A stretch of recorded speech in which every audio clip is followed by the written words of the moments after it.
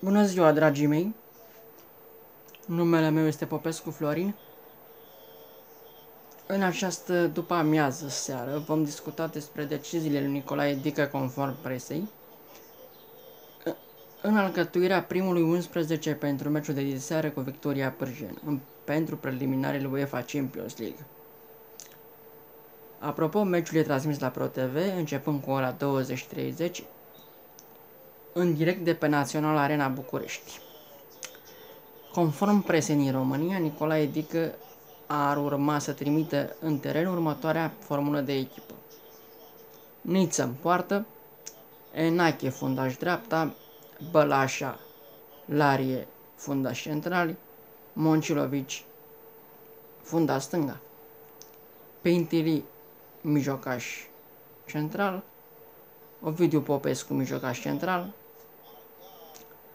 Teixeira mijlocaș dreapta, Budescu mijlocaș ofensiv, Tănase mijlocaș stânga, în atac Denis Alibec. După părerea mea, acest prim 11 este o mare greșeală. Pentru că cehii, Victoria Pârgen, e o echipă foarte periculoasă la fazele fixe. Nu trebuie să le dăm faze fixe, lovituri de colț, cornere, lovituri din preajma careului, să le dăm oportunități de centrare în careu la mingi înalte. Ei au o talie foarte bună, sunt puternici fizic și ne pot crea mari probleme.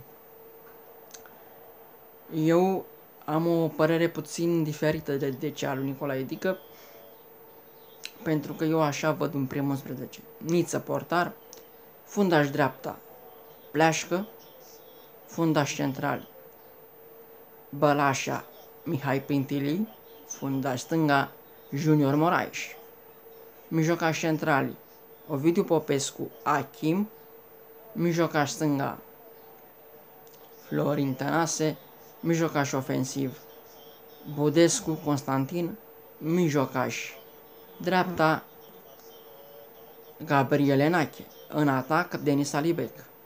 Astfel, rămânând opțiuni pentru a doua repriză: Denis Man,